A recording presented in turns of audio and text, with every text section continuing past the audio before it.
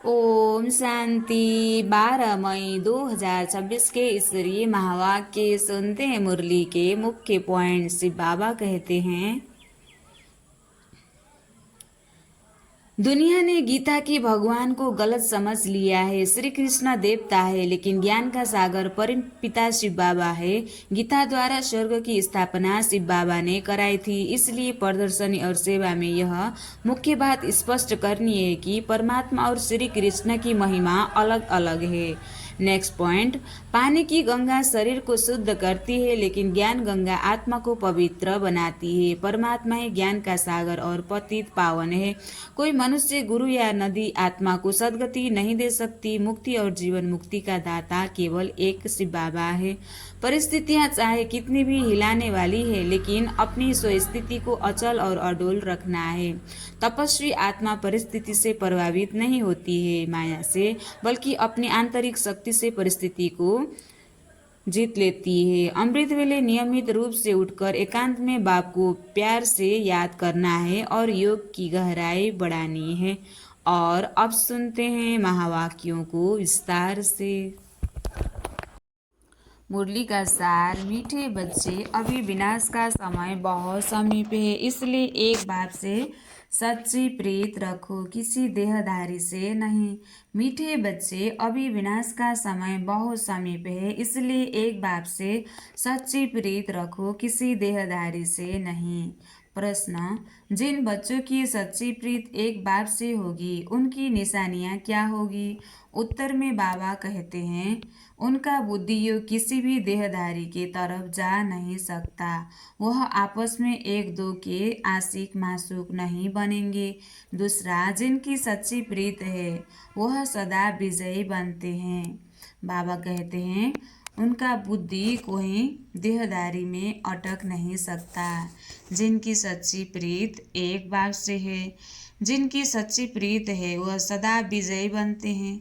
विजय बनना अर्थात सतयुग का महाराजा महारानी बनना। तीसरा, प्रीत बुद्धि सदा बाप के साथ सच्चे रहते हैं, कुछ भी छिपा नहीं सकते।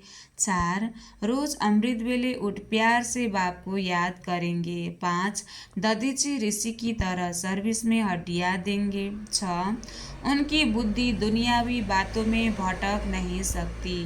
उनकी बुद्धि दुनियावी बातों में भटक नहीं सकती।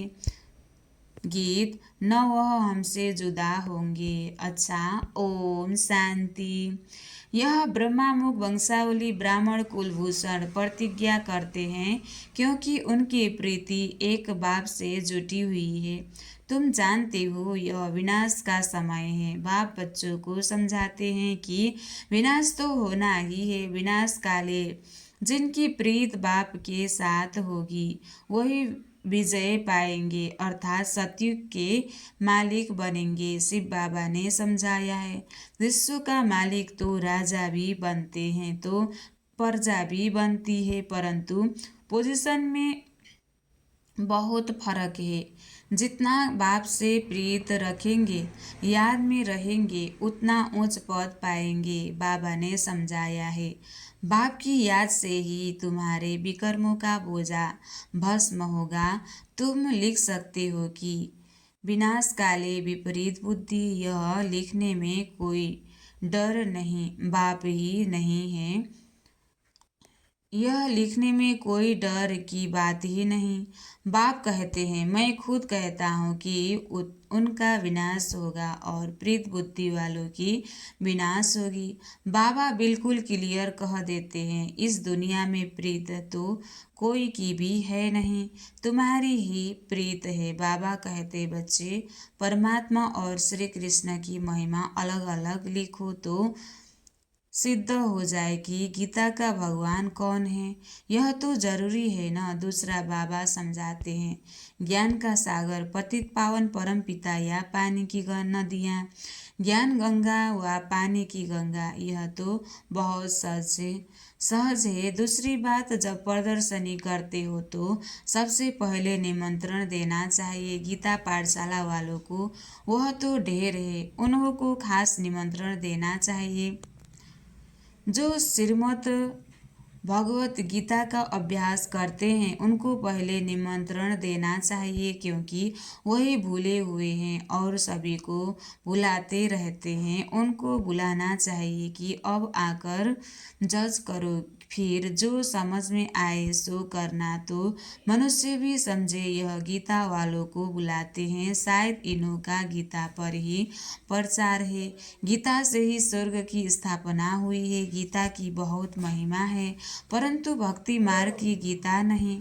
बाप कहते मैं तुम्हें सत्य ही सत्य बताता हूँ। मनुष्य जो अर्थ करते हैं वह बिल्कुल रंग है। कोई भी सत्य नहीं कहते हैं कि मैं ही सत्य बताता हूँ। परमात्मा को सर्वव्यापी कहना भी सत्य नहीं है। यह सब विनाश को प्राप्त होंगे और कल्प कल्प होते भी हैं।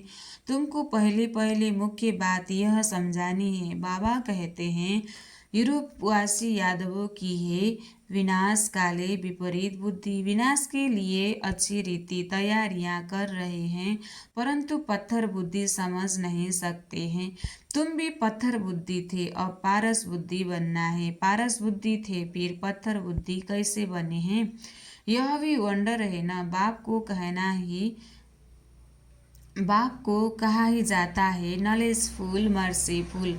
बाकी जो अपना ही कल्याण करने नहीं जानते वह दूसरों का कल्याण कैसे करेंगे? जो नॉलेज ही धारण नहीं करते तो पद भी ऐसा पाते हैं। जो सर्विसेबल है वही ऊंच पद पाएंगे। उनको ही बाबा प्यार भी करते हैं। नंबरवार पुरुषार्थ अनुसार होते ही हैं। कई तो यह भी समझते नहीं है कि हमारे बाप से प्रीत नहीं है तो पद भी नहीं मिलेगा, चाहे सगे बने व सौतेले बने। विनाश काले प्रीत बुद्धि नहीं होगी। बाप को फॉलो नहीं करेंगे तो जाकर कम पद पाएंगे। दैवी गुण भी चाहिए ना, कभी झूठ नहीं बोलना चाहिए। बाप कहते हैं मैं सत्य कहता हूँ, जो मेरे से प्रीत करते तो पद भी नहीं मिलेगा। कोशिश कर 21 जन्म का पूरा वर्षा लेना है तो प्रदर्शनी मेले पर पहले पहले गीता पाठशाला बोलो। मेले पर पहले पहले गीता पाठशाला वालों को निमंत्रण देना है, क्योंकि वे भक्त ठहरे ना। गीता पाठी जरूर श्री कृष्ण को याद करते होंगे, परंतु समझते कुछ भी नहीं। श्री कृष्ण ने मुरली बजाई, राधे फिर कहाँ गई? सरस्वती को व्यंजो दे दिया है, मुरली फिर श्री कृष्ण को दे दी है। मनुष्य कहते हैं हमको अल्लाह ने पैदा किया है, परंतु अल्लाह को जानते ही नहीं है। भारत की ही बात है, भारत में ही देवताओं का राज्य था।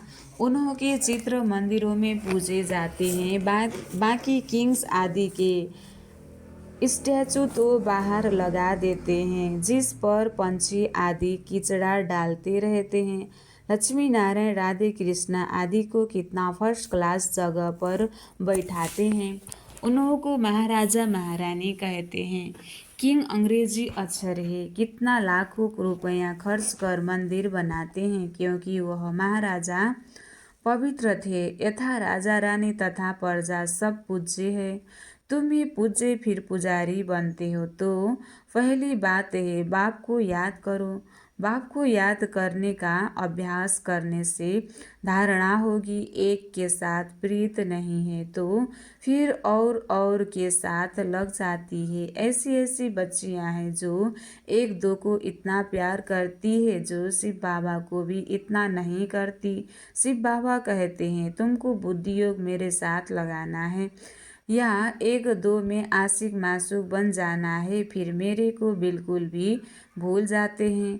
तुमको तो बुद्धि योग मेरे साथ जोड़ना है, इसमें मेहनत लगती है, बुद्धि टूटती ही नहीं है। शिव बाबा के बदले दिन रात एक दो को ही याद करते रहते हैं। बाबा नाम सुनाए तो ट्रेटर बन जाते हैं, फिर गाली देने में भी देरी नहीं करते हैं। इस बाबा को गाली दी तो शिव बाबा भी झट सुन लेगा। ब्रह्मा से नहीं पढ़े तो शिव बाबा से पढ़ न सके, ब्रह्मा बिगड़ तो शिव बाबा भी सुन न सके। इसलिए कहते हैं साकार से जाकर पूछो। कई बच्चे अच्छे अच्छे बच्चे हैं जो साकार को मानते ही नहीं, समझते हैं यह तो पुरुषार्थी हैं। पुरुषार्थी तो सब हैं, परंतु तुमको फॉलो तो माँ बाप को ही करना है। कोई तो समझाने से समझ जाते हैं, कोई की तकदीर में नहीं है तो समझते ही नहीं, सर्विसेबल बनते ही नहीं। परंतु बुद्धि एक बाप से रखनी होती है। बहुत आजकल निकले हैं जो कहते हैं मेरे में शिव बाबा आते हैं। इसमें बड़ी संभाल चाहिए। माया की बहुत प्रवेशता होती है। जिनमें आगे श्री नारायण आदि आते थे वह भी आज है नहीं। श्री प्रवेशता से कुछ होता ही नहीं है। बाप कहते हैं माँ कम याद करो, बाकी तो मेरे में यह आता है वह आता है, यह सब माया है। मेरी याद ही नहीं होगी तो प्राप्ति क्या होगी। जब तक बाप से सीधा योग नहीं रखेंगे तो पद कैसे पाएंगे, धारणा कैसे होगी। बाबा कहते हैं तुम मामेकम याद करो, ब्रह्मा द्वारा ही मैं समझाता हूँ, ब्रह्मा द्वारा ही स्थापना हुई है। त्रिमूर्ति भी जरूर चाहिए। कोई तो ब्रह्मा का चित्र देख बिगड़ते हैं, कोई फिर श्री कृष्ण के 84 जन्म देख बिगड़ते हैं, चित्र फाड़ भी डालते हैं। अरे यह तो बाप ने चित्र बनवाए हैं। तो बाबा बच्चों को समझाते हैं भूलो मत, श्री बाप को याद करते रहो। बांदेलियों को भी रडिया नहीं मारनी है, घर में बैठे बाप को याद करती रहो। बांदेलियों को तो और ही ऊंच पद मिल सकता है। तुम बच्चों को देने वाला है ही, तुम बच्चों को ज्ञान देने वाला है ही। एक ज्ञान का सागर स्पिरिचुअल नॉलेज एक बाप के सिवाय और कोई में है नहीं। ज्ञान का सागर एक परम पिता परमात्मा ही है, उसको ही लिबरेटर कहा जाता है। इसमें डरने की क्या बात है। बाबा बच्चों को समझाते हैं, बच्चों को फिर औरों को समझाना है। बाप कहते हैं मुझे याद करो तो सदगति को पाएंगे। सतयुग में है राम राज्य, कलयुग में नहीं है। सतयुग में तो एक ही राज्य है, कलयुग में रावण राज्य है। यह सब बातें तुम्हारे में भी नंबरवार है। जिनकी बुद्धि में धारण होती है, जिनको धारणा नहीं होती है, विनाश काले विपरीत बुद्धि कहेंगे, पद पा नहीं सकेंगे। विनाश तो सबका होना है, यह अक्षर कम है क्या। शिव बाबा कहते हैं विनाश काले प्रीत बुद्धि बनो, यह तुम्हारा अंतिम जन्म है। इसमें अगर तुम प्रीत नहीं रखते तो पद भी नहीं मिलेगा। सच्चे दिल पर साहेब राजी होता है।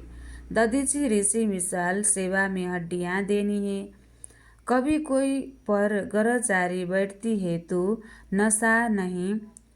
नशा ही उड़ जाता है। फिर अनेक प्रकार के तूफान आते हैं। मुख से कहते हैं इससे तो लौकिक के पास चले जाएंगे। यहाँ तो कोई मज़ा नहीं है, यहाँ तो कोई मज़ा नहीं है। वहाँ तो नाटक बाइस्कोप आदि खूब है। जो इन बातों पर हिरे हुए हैं वह यहाँ ठहर न सके। बाबा कहते हैं कभी कोई पर गरजारी बढ़ती है तो नशा उड़ जाता है। फिर अनेक प्रकार के तूफान आते हैं। मुख से कहते हैं इससे तो लौकिक के पास चले जाएं। यहाँ तो कोई मज़ा नहीं। नाटक बाइस्कोप आदि खूब है। जो इन बातों पर हिरे हुए वह यहाँ ठहर न सके। बड़ा मुश्किल है यहाँ पुरुषार्थ से। हाँ, पुरुषार्थ से उच्च पद भी पा सकते हैं। खुशी में रहना चाहिए। बाबा खुद कहते हैं सुबह को उठकर नहीं बैठना, सुबह को उठकर नहीं बैठता हूँ तो मज़ा ही नहीं आता है। लेटे रहने से कभी कभी झुटका आ जाएगा, उठकर बैठने से अच्छी पॉइंट निकलती है, बड़ा मज़ा आता है। अभी बाकी थोड़े दिन है, हम विश्व की बादशाही ले रहे हैं बाबा से।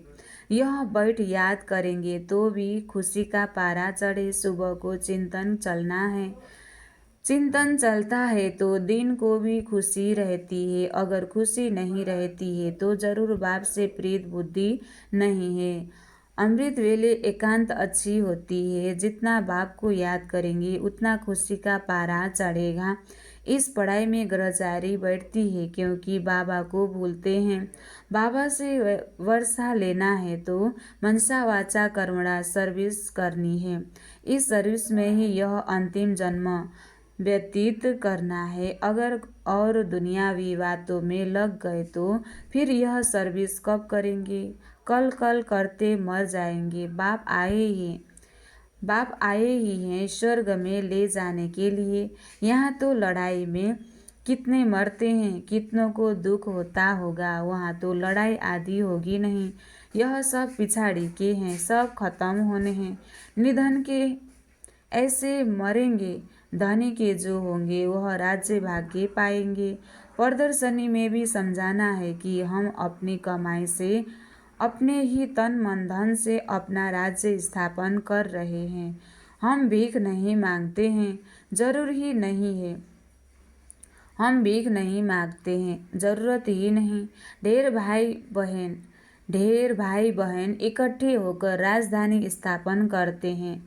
तुम करोड़ इकट्ठा कर अपना विनाश करते हो।